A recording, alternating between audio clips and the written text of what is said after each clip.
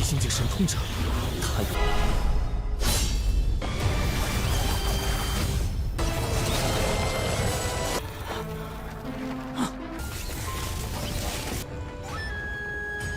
少门主龙江南，龙蛇蟒都有蛟龙血脉。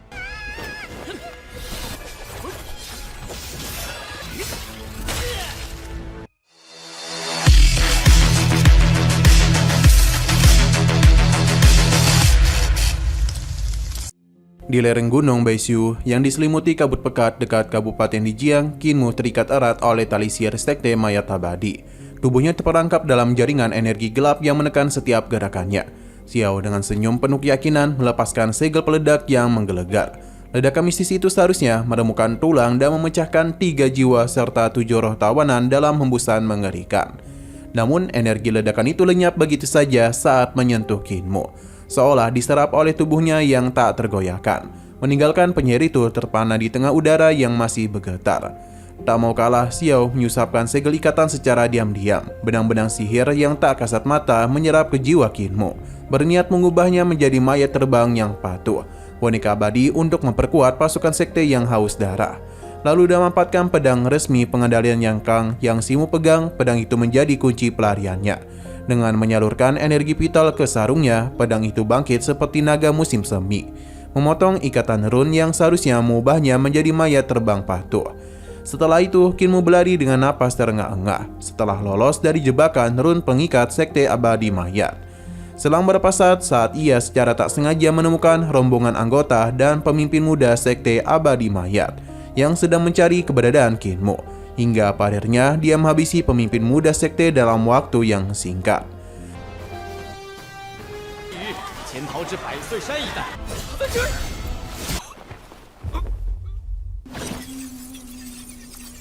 Singkat waktu, Xiao segera menyadari jejak kejadian itu. Mereka mengenali tanda-tanda teknik dari Qinmu. Bayangannya yang lenyap dan ilusi setan yang menyerupai gaya sekte iblis surgawi. Tubuh-tubuh para murid tergeletak dengan luka presisi di leher, tanpa bayangan yang menempel, mirip dengan manipulasi mayat ala sekte iblis legendaris. Kematian pemimpin muda sekte itu membuat Xiao memutuskan untuk melakukan pembakaran jasad seluruh anggota maupun pemimpin sekte muda untuk menutupi kegagalan mereka. Karena jika sampai pemimpin utama sekte abadi mayat tahu, maka dia akan marah besar kepadanya. Merasa sudah kehilangan jejak Qinmu, Xiao pun memutuskan untuk memanggil kumbang merah Matron, makhluk ganas yang ia pelihara bertahun-tahun. Dengan daging tubuhnya sendiri, kumbang raksasa itu diterbangkan ke gunung Baishui untuk memburu dan merobek Qinmu sebagai pembalasan. Ketika Qinmu berlari menyusuri dataran gersang prefektur Rizhou, secara mengejutkan di bawah langit Yang Kang muncul sebuah awan merah samar, seperti darah yang merembes dari luka tak terlihat, yang mana itu ternyata adalah ribuan kumbang merah matron milik Xiao. Gerombolan kumbang itu muncul dari balik bukit. Puluhan sayap merah menyala seperti api. Puluhan sayap merah menyala seperti api hantu, membentuk awan mengerikan yang menyelimuti matahari sore. Mereka menukik tajam, racunnya menyemprot seperti kabut mematikan, menggerogoti daun-daun di sekitar menjadi abu hitam. Qinmu berguling menghindari, pedangnya mencoba untuk melukai mereka, tapi jumlah mereka ini terlalu banyak. Satu senjata menyentuh lengannya, meninggalkan luka bakar yang menyebar panas seperti api abadi.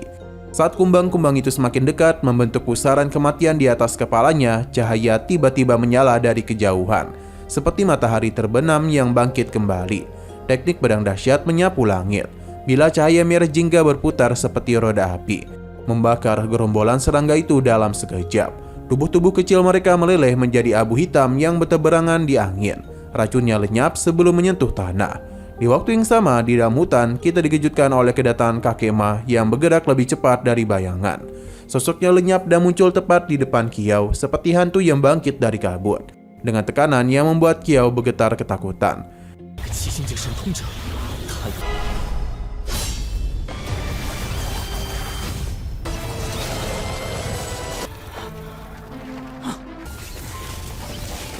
Kembali ke Qinmu, melihat datangnya bantuan, dia tampak merasa bersyukur sekaligus merasa penasaran dari seseorang yang berada di dalam sebuah kereta sederhana di pinggir jalan. Di balik pintu, keluarlah seorang wanita bernama Yuyuan Chuyu, Bupati Prefektur Lizhou. Yuyuan Chuyu mengaku menyesali kegagalan melindungi wilayah dari invasi sekte mayat abadi. Ia melangkah turun dengan tenang. Pedangnya kembali ke sarung seolah tak pernah bergerak. Mata yang tajam memandang Kinmu dengan campuran iba dan kekaguman. Menyadari pemuda itu sebagai penyintas dari tragedi Kabupaten Dijiang. Menyadari kalau Kinmu ingin pergi ke ibu kota, Yu Yuan Chuyu pun memberikan sebuah kartu perjalanan yang dapat digunakan olehnya untuk bisa menumpang ke kereta Jiangling yang sedang mengantar para calon jenius Kekaisaran Yangkang menuju ibu kota. Sementara itu di dalam hutan, aura kakek Ma meledak tiba-tiba. Energi vitalnya membentuk tekanan tak kasat mata yang menindih Kiau seperti gunung runtuh, membuat pasukan mayat lenyap menjadi abu. Kakek Ma tak bergerak lebih jauh, tapi tatapannya menusuk seperti bilah pedang, menyiratkan ancaman mematikan. Satu gerakan salah dan Kiau akan terbelah menjadi kumbang-kumbangnya. Jiwa dan rohnya tercerai-berai. Melihat kemampuan yang sangat luar biasa dari kakek Ma, wajah Kiau pun dipenuhi oleh basah keringat dingin, merasakan dinginnya kematian yang begitu dekat. Seketika saja ambisinya retak di hadapan kekuatan tersembunyi kakek Ma, memaksa Kiau bersujud sambil meminta ampun kepadanya. Kembali kepada Kinmu, meskipun Kiau telah mendapatkan gertakan dari kakek Ma, terlihat gerombolan kumbang merah matron masih terus mengejarnya. Walaupun begitu, Kinmu tidak tinggal diam. Ia dengan pintar bergegas mengumpulkan bahan-bahan untuk membuat ramuan ajaib, berupa sebuah racun serangga untuk mengelabui Kiau. Dan cara menyebarkan racun itu di langit yang membuat kumbang merah matron secara tak sadar menyerap racun tersebut. Tak berselang lama, sewaktu Xiao memanggil kembali kumbang merah matronnya, dalam hitungan detik racun itu bereaksi menggerogoti tubuhnya, membuat Kiau menggerang kesakitan hingga pada akhirnya dia pun meninggoy. 好在红鼻母还在， 竟然中了自己的红鼻母之毒。 毒性从五脏六。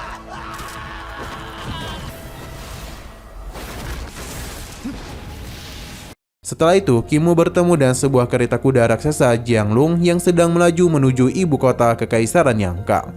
Dan menunjukkan kartu perjalanan miliknya, Kinmu dapat menumpang kereta itu dan menyamar sebagai calon sarjana dari prefektur Rizhou. Di dalam kereta itu, tampak Kinmu dikelilingi oleh pemuda dan pemudi dari berbagai usia yang menuju Akademi Kekaisaran. Di dalam kereta, Kinmu juga bertemu seorang pemuda bernama Wei Yong. Mereka mulai berbicara tentang Akademi Kekaisaran, tempat terbaik di seluruh Yangkang yang menyatukan bakat-bakat unggul dari berbagai sekte dan sekolah. Di sisi lain, tepatnya di desa para lansia cacat di runtuhan besar, suasana sunyi yang biasa kini terganggu oleh kegelisahan Nenesi. Ia sama sekali tidak mampu menahan rasa khawatir dan rindunya terhadap Kinmu. Oleh karena itu, dia memutuskan untuk menyusul Kinmu. Sebelum pergi, kakek apoteker dan kepala desa duduk bersama, sempat mengingatkan Nenesi agar tidak meninggalkan desa, mengingat benih iblis yang mungkin masih bersemayam di dalam diri Kinmu, warisan dari Li Tianxing yang pernah mengganggu pikirannya. Walaupun begitu, Nenesi sama sekali tidak peduli. Ia tetap memilih untuk menyusul Kinmu ke ibu kota. Usut punya usut, ternyata Nenesi tidak sendirian. Kakek buta, kakek pincang, kakek jagal diam-diam juga ikut menyusul. Kakek buta pergi dengan dalih mencari penglihatannya yang hilang. Kakek pincang beralasan ingin menuntut balasan atas pengkhianatan masa lalu. Kakek jagal mengaku harus mencari kakeknya yang hilang. Sedangkan Nenesi menyatakan ada urusan penting di sektenya. Semua itu hanyalah kedok. Sebenarnya mereka semua merindukan Kinmu seperti cucu sendiri. Kembali ke kereta, di sana Kinmu tampak terpesona ketika mendengar penjelasan dari Wei Yong mengenai daftar mata pelajaran seperti aritmatika ilahi, rumus meta, yin yang biner, dan astrologi jiwei. Dalam benaknya, ia langsung membayangkan bagaimana bintang-bintang di langit bisa membuka gudang ilahi 5 cahaya di dalam tubuh manusia. Ketika itu, perjalanan Kinmu menuju ibu kota berlanjut dengan lancar hingga suatu sore. Kereta kuda itu tiba-tiba memasuki jalan yang berdebu dan berbau busuk aneh. Di depan sana muncullah sebuah gua baru yang tak pernah ada sebelumnya. Ternyata itu adalah sebuah jebakan. Seekor ular piton raksasa menyamar menggunakan teknik ilusi ular dari sekte pengendali naga yang telah memberontak, yakni pemimpin muda sekte pengendali naga. Pemimpin muda sekte itu, Long Xiaonan, seorang sosok yang tampak ambigu dan kejam, memimpin pasukan ular-ular berdarah naga banjir yang kabur dari kendali kekaisaran. Serangan mendadak itu mengubah jalan tenang menjadi medan pertempuran mengerikan. Ular-ular meluncur dari segala arah menerkam para penumpang kereta. Kinmu tak buang waktu. Dengan satu gerakan halus, ia meraih kerah baju Wei Yong, mengangkat tubuh pemuda itu seperti boneka, dan melompat keluar dari jendela kereta yang terbuka. Tepat saat itu, ekor ular piton menyapu udara menghantam sisi kereta hingga kayunya retak dan penumpang lainnya terpental keluar. Setelah itu, Kinmu sambil membawa Hulinger dan Weiyong bergegas mencari tempat bersembunyi untuk menghindari serangan-serangan dari Long Zionan. Meskipun begitu, dari kejauhan, Long Zionan mencoba memainkan sebuah seruling mengaktifkan teknik ilusi ular piton yang dengan cepat mengarah ke Kinmu. Namun, Kinmu tidak tinggal diam. Ia langsung menggunakan langkah cepat untuk keluar dari ilusi itu, lalu bersembunyi di balik batu. Tak dapat bersembunyi lama-lama, Kinmu dan Weiyong pun bekerjasama untuk menyerang ular-ular itu yang dikendalikan oleh Long Zionan. Dan kalian pedang mereka berdua berhasil menghabisi banyak ular yang mengincar. Walaupun gitu, keberadaan ular milik Long Zionan itu terus bermunculan tanpa henti, yang membuat Kinmu dan Weiyong tak pernah merasa aman. Setelah itu, serangan mendadak dimulai ketika ular-ular raksasa muncul dari semak-semak di sekitar perkemahan.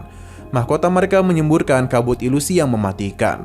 Long Zionan yang bersembunyi di dalam rongga batang pohon memainkan serulingnya untuk mengendalikan makhluk-makhluk tersebut, sambil memanggil anggota sekte penjinak naga yang mengintai di pepohonan sekitar untuk bergabung dalam penyergapan.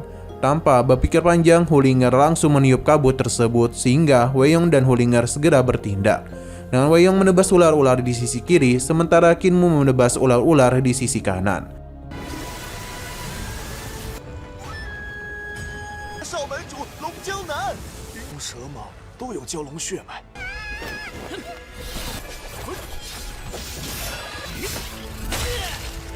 Meskipun begitu, kemampuan mereka berdua masihlah belum mampu untuk menghentikan serangan sekte penjinak naga. Sampai selang beberapa saat mereka berdua berhasil selamat ketika pasukan Harimau Putih tiba yang dipimpin oleh Jenderal Yuan Yuan. Kedatangannya itu membuat sekte penjinak naga memilih untuk pergi. Kemudian salah seorang anggota pasukan melaporkan kejadian kepada Jenderal Yuan Yuan bahwa hanya 2 sarjana yang selamat di tengah kekacauan. Yuan Yuan mengenali Kinmu dan berinteraksi dengannya, mengungkap hubungannya melalui saudarinya, Chuyu, yang sebelumnya menyelamatkannya dari sekte mayat abadi dan mengalahkan mereka, memaksa mereka melarikan diri ke perbatasan selatan. Ia menasihati Kinmu untuk tetap aman di ibu kota dan belajar. Selain bertemu Jenderal Yu Yuan, Kinmu juga bertemu dengan teman lamanya yakni putri ketujuh Ling Yuxi. Ketika itu, Ling Yuxi pun muncul dengan terkejut melihat Kinmu, yang dia panggil sebagai anak pengembala sapi. Hubungan antara Kinmu dan Ling Yuxi jelas membuat Weiyong merasa terkejut dan bertanya-tanya, sebenarnya siapakah Kinmu ini? Di tengah perjalanan kembali ke ibu kota Yangkang, kelompok Kinmu disertai pasukan Harimau Putih yang dipimpin oleh Jenderal Yuan Yuan. Saat mendekati gerbang kota, 9 gunung berbentuk kepala naga menjulang megah terlihat sedang menyembunyikan ribuan prajurit elit, yang mana mereka siap menjaga kestabilan kekaisaran dengan tombak maupun panah yang siap diluncurkan, dan siap menjaga keamanan kekaisaran. Melihat hal demikian, Kinmu pun memandang kagum, merasakan betapa luasnya dunia luar di desa orang tua cacat. Ketika itu, Ling Yuxi menjelaskan kepada Kinmu mengenai reformasi besar yang dipimpin penasehat kekaisaran. Menghancurkan monopoli sekte atas ilmu bela diri, mendirikan akademi untuk menyebarkan pengetahuan kepada rakyat biasa, dan mencari teknik dewa serta iblis dari gurun besar untuk menyamakan kekuatan, sehingga mengancam kekuasaan sekte-sekte lama. Selama itu, kekuatan ilmu bela diri hanya dimiliki oleh sekte-sekte saja, tidak dimiliki oleh orang biasa.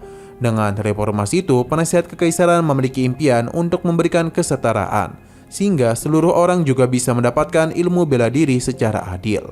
Akan tetapi, reformasi itu membuat sekte-sekte menjadi begitu marah.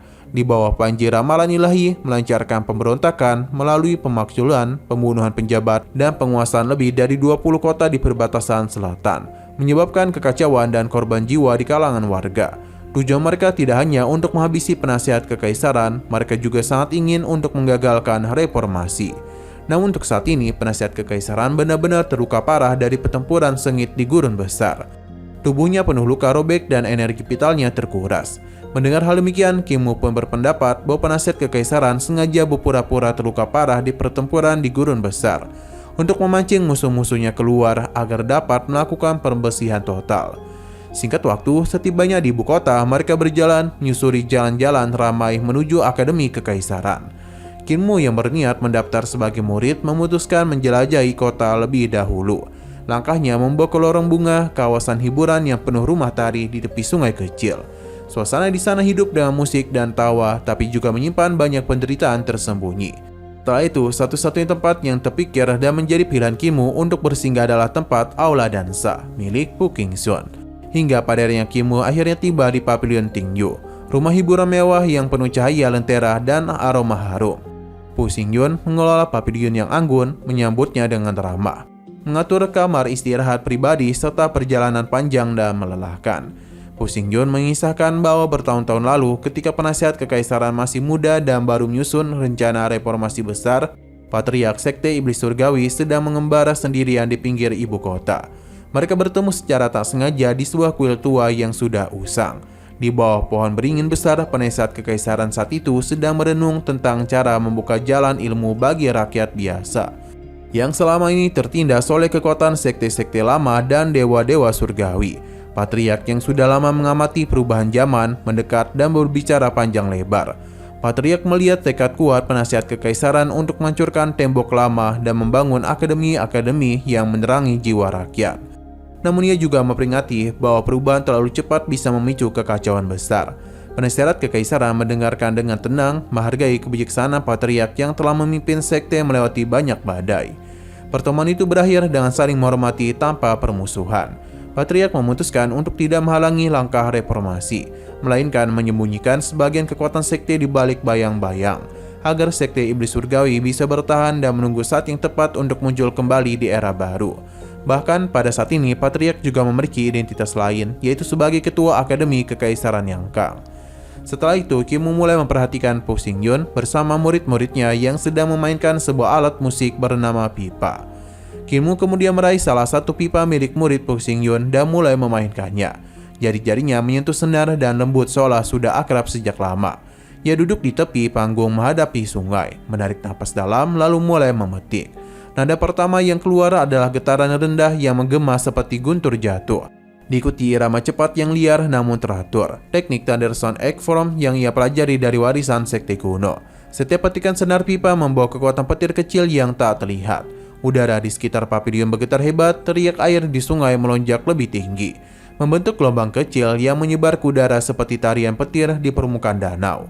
Para penari dan penonton merasakan getaran itu meresap ke tulang sumsum mereka, membangkitkan semangat tempur, sekaligus rasa damai yang aneh. Tubuh Kim sendiri bercahaya samar. Harta suci 5 cahaya di dadanya yang baru saja terbuka kini menyala lebih terang. Elemen api, air, kayu, logam, dan tanah berputar harmonis di dalam dirinya. Irama pipa semakin intens. Kim memainkan petikan cepat dengan pergelangan tangan yang lincah, menggabungkan gaya zen yang tenang dengan kekuatan iblis yang ganas. Suara pipa bergema ke seluruh lorong bunga, membuat daun-daun pepohonan bergoyang.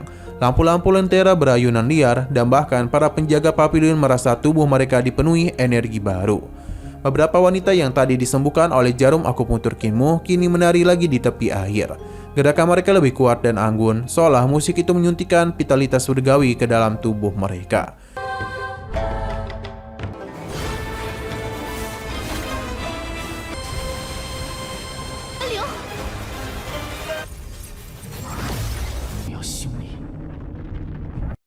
Puncaknya tiba saat Kim memetik senar terakhir dengan kekuatan penuh. Suara dentuman seperti petir menyambar langit malam. Meski siang masih terang, cahaya dari tubuhnya meledak lembut, membuka lapisan terakhir dari 5 cahaya yang tersisa. Tubuh Kim bergetar ringan, keringat menetes, tapi matanya bersinar penuh kepuasan. Ia telah menembus batas baru dalam semalam. Kekuatannya melonjak drastis berkat resonansi musik yang sempurna. Pu Xingyun dan murid sekte lainnya terpana, mulut terbuka lebar. Mereka menyadari bahwa pemuda itu bukan hanya menyembuhkan dengan musik. Ia mampu mengendalikan kekuatan surgawi dan iblis melalui alat musik persis seperti legenda Patriark. Setelah musik perlahan mereda, banyak wanita di lorong itu yang mendekat.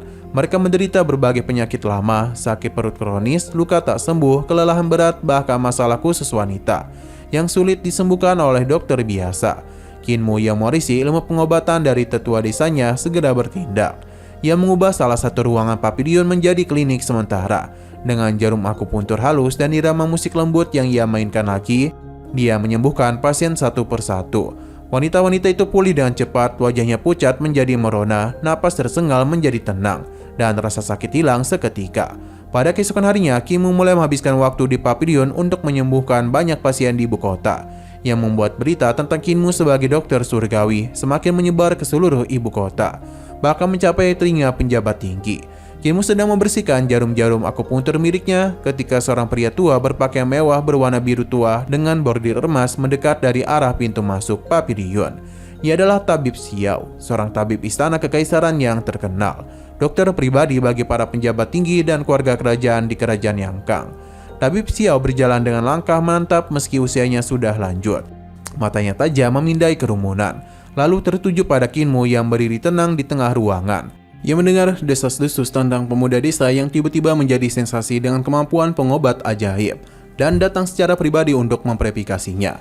Wajahnya awalnya penuh keraguan, bagaimana mungkin seorang anak muda dari luar kota bisa mengalahkan ilmu tabib istana yang telah dipelajari puluhan tahun. Tabib Xiao merasa malu dan marah besar.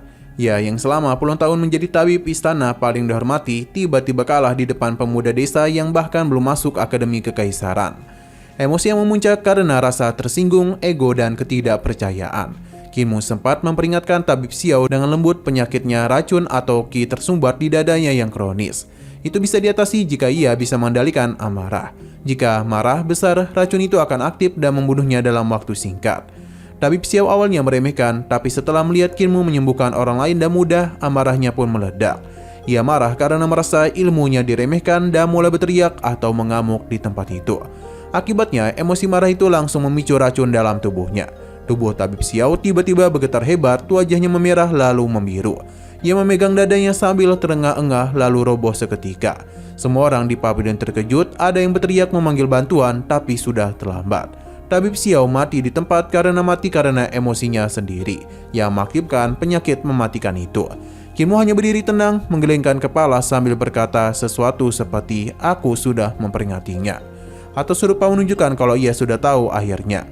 Kerumunan langsung bergumam bahwa dokter surgawi itu agak aneh atau tak biasa, karena Kinmu tidak panik seolah sudah memprediksi kematian itu. Kejadian ini semakin memperkuat reputasi Kinmu sebagai sosok misterius dan berbakat luar biasa di lorong bunga serta ibu kota.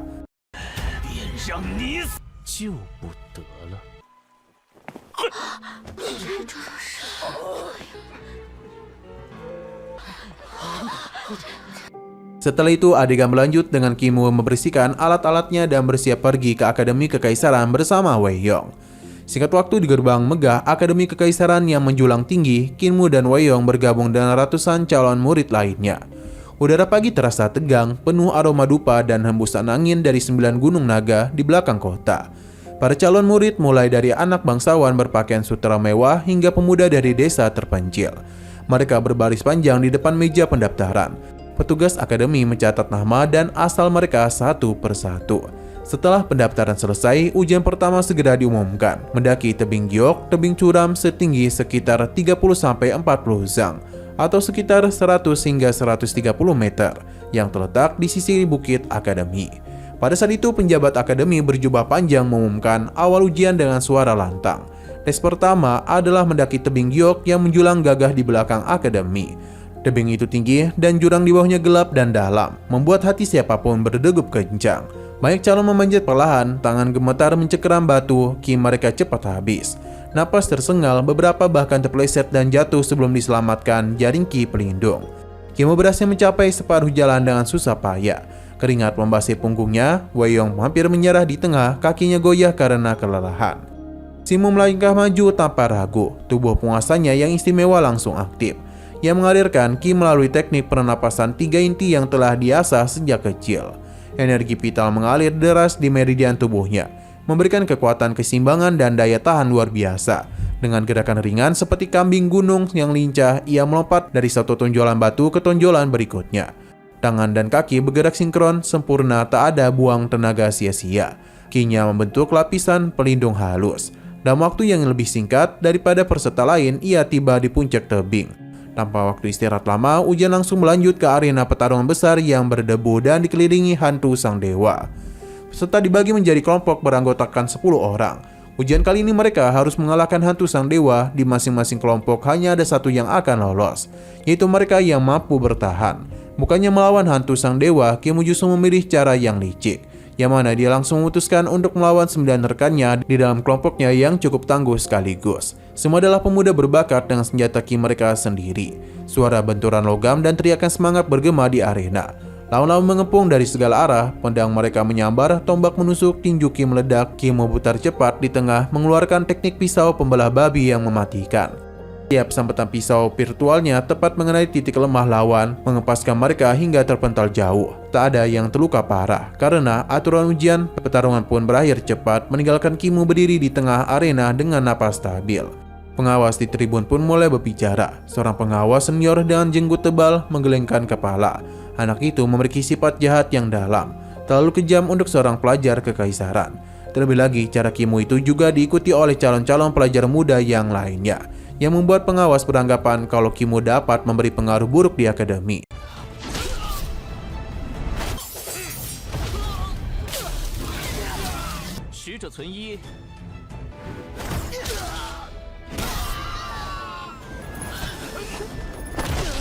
Ujian memasuki tahap selanjutnya di ruang uji khusus beukir run kuno yang berkilauan, yang diawasi oleh seorang pengawas biksu Bali Ranjan.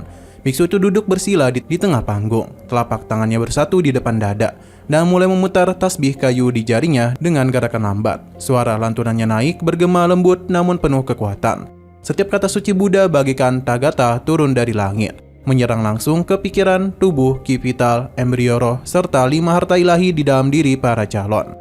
Getaran suara itu semakin kuat, membuat ki dan darah mereka bergejolak liar. Ki vital tersebut tak terkendali. Harta ilahi goyah dan pikiran terbuka tanpa rahasia tersembunyi. Wajah mereka menyeratkan penderitaan luar biasa. Kinmo tetap duduk tegak di tempatnya. Tubuhnya tak bergeming sedikit pun. Awalnya ia melawan gelombang suara suci itu dengan bahasa iblis yang dia kuasai, menciptakan keseimbangan sementara. Kemudian dia balik menggunakan bahasa dewa yang pernah dipelajarinya. Akhirnya biksu itu menghentikan ujiannya. Hanya sekitar selusin calon yang tersisa di aula. Semuanya basah kuyup oleh keringat dan napas tersengal. Kinmo justru tampak seperti baru bangun tidur. Sebelum para calon pergi, biksu itu memandang Kinmo dengan seksama. Meski ada catatan sebelumnya yang menyebut berwatak jahat tak perlu diawasi ketat. Biksu itu ragu sejenak lalu menulis di gulungan daftar nama. Hati polos anak kecil yang tak tergoyahkan oleh kekuatan luar. Setelah biksu berjubah kuning menyelesaikan penilaian, para calon mulai melangkah menuju aula ujian akhir yang jauh lebih megah. Di aula itu, Pendeta Lingyun sudah menunggu sebagai pengawas utama tahap terakhir. Ia seorang pejabat peringkat 4 yang berpengaruh, dengan sikap angkuh karena tekanan dari keluarga-keluarga berkuasa yang membuka jalan bagi anak-anak mereka. Pendeta Lingyun memutuskan untuk menyulitkan Kinmo yang tak memiliki latar belakang bangsawan. Tes terakhir mengharuskan setiap calon menahan 3 serangan langsung darinya di tingkat rahim roh dan juga 5 elemen. Di sana terdapat 2 kotak kayu berisi pedang-pedang kayu yang telah disiapkan. Masing-masing berisi 36 bilah untuk teknik pedang tonggang. Calon sebelumnya seperti Dingsan langsung kalah dan mudah menggunakan 1 kotak saja. Kinyu berhasil melewatinya dengan teknik pedang naga berenang, disertai ki harimau putih. Meski Pendeta Lingyun sengaja menahan kekuatannya. Ketika giliran Kinmo tiba, Pendeta Lingyun memandangnya dengan senyum meremehkan. Kinmo maju dan meminta kedua kotak pedang sekaligus, mengaku dirinya lambat belajar dan menyukai tantangan yang lebih besar. Pendeta Lingyun mengizinkannya dengan sikap sinis, lalu sedikit membuka segel kultivasinya sendiri untuk menunjukkan superioritasnya. Kinmo berdiri tenang di tengah arena. Ia mengalirkan ki tebal dari tubuh penguasanya, membentuk benang ki yang kuat dan halus. Tes dimulai, Pendeta Lingyun melancarkan serang pertama dengan pedang ki-nya. Kinmo bereaksi cepat, dengan segel pedang sederhana, ia melepaskan 1 pedang kayu pertama. Pedang itu berhasil menghancurkan pedang lawannya dan menusuk tepat ke dada Pendeta Lingyun, mendorong tubuhnya terbang mundur. Sebelum Pendeta Lingyun sempat pulih, Kinmo menginjak lantai dengan keras, getaran ki yang dahsyat membuka kedua kotak kayu sekaligus. 71 pedang kayu meluncur berturut-turut seperti hujan panah hidup. 72 hantaman berturut-turut mengenai titik yang sama di dada Pendeta Lingyun dan setiap hantaman menghancurkan dampak sebelumnya. Mencegah pemulihan ki, menghantam ke-72 hampir menembus hingga mendekati jantungnya. Tubuh Pendeta Lingyun terpental jauh melintasi aula, lalu jatuh dengan keras tepat di depan tangga besar di hadapan Kaisar Yanfang, pemimpin muda aliran, serta seluruh penjabat dan utusan. Seluruh aura besar kekaisaran terdiam sejenak, terkejut melihat seorang pendeta senior terhempas begitu memalukan. Pendeta Lingyun meminta maaf atas hilangnya ketenangannya, sementara Kaisar Yanfeng memuji ketepatan serangan Qinmu yang menghantam perisai Qi lawannya sebanyak 72 kali. Kaisar menghentikan sementara ujian sarjana muda dan memanggil Qinmu ke hadapannya untuk diinterogasi karena mengganggu ketertiban kerajaan.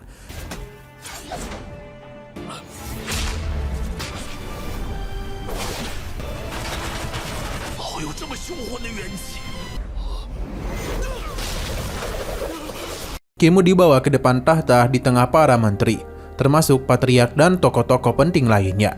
Di sana, para menteri langsung menuduhnya sebagai pendatang dari lembah besar yang berafiliasi dan sekte iblis surgawi. Mereka menyalahkannya karena menghindari cermin penglihatan untuk menyusup ke negara Yangkang dan mengganggu kemajuan penyerangan di kota Xianglong. Sehingga para menteri pun menggembangkan suara tuntutan penangkapan dan hukuman kepada Qinmu. Mendengar hal demikian, Kaisar Yanfeng mencoba menenangkan sidang dengan suara tegas. Ia menyatakan bahwa semua tanah dan rakyat di bawah kekuasaannya adalah miliknya, tanpa pandang asal-usul. Tak ada orang buangan di kerajaannya. Kaisar mengakui banyak talenta dari berbagai sekte, termasuk sekte iblis surgawi yang kini berada di bawah kendalinya. Ia mengingatkan masa lalu ketika sekte mengendalikan negara, mengganti atau menghabisi kaisar. Tapi zaman itu telah berakhir. Negara harus berada di atas segala sekte. Kaisar juga mengumumkan rencana reformasi besar bersama penasehat kekaisaran untuk merebut kembali sumber daya yang dikuasai sekte-sekte. Ia bertekad melakukan revolusi bagi sekte, istana, dan seluruh negeri agar tidak busuk. Menentang penasihat kekaisaran berarti menentang dirinya sendiri. Para menteri memuji kebijaksanaannya, meski sebagian masih mendesak agar Qinmu dihukum karena menghindari pemeriksaan. Di momen serupa, Ling Yuxi langsung maju membela Qinmu dengan mengatakan kalau Qinmu adalah dokter ajaib gang bunga yang menyembuhkan siapa saja tanpa pandang status. Menurutnya, tindakan Qinmu patut mendapatkan apresiasi dan ampunan dari sang kaisar. Alhasil, Kaisar Yanfeng setuju memanfaatkan kesalahan Qinmu dan menyatakan pemuda itu kini resmi menjadi murid kaisar yang layak mendapatkan penghargaan. Setelah itu, Qinmu berjalan keluar sambil merenung dalam hatinya. Ia menyadari betapa sulitnya bagi sarjana dari latar belakang sederhana menghadapi keluarga bangsawan yang menguasai kekayaan, kekuasaan, dan artefak.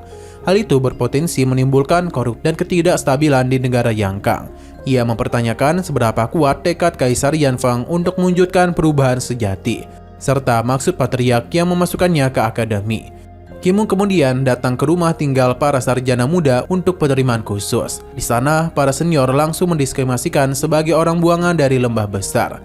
Di sana, para senior langsung mendiskriminasikannya sebagai orang buangan dari lembah besar. Mereka merasa malu dan berencana memberikannya pelajaran keras. Mereka bertanya apakah membunuh diperbolehkan di akademi, tapi diingatkan bahwa hukum ibu kota melarangnya. Nyawa harus dibayar dengan nyawa. Oleh karena itu, Qinmu mencatat perbedaan besar dengan kehidupan di lembah besar. Akibatnya, para senior pun memilih untuk menghadapinya dengan sikap permusuhan. Tapi Qinmu tidak tinggal diam. Ia langsung bertindak dengan tegas, yang mana dia dan berani memberikan pelajaran kepada para seniornya, yang membuat mereka babak belur dan bergegas meninggalkan Qinmu dengan perasaan takut. 既然住进了世子居，那就住在那儿。师兄们，随我来。京城的规矩真多。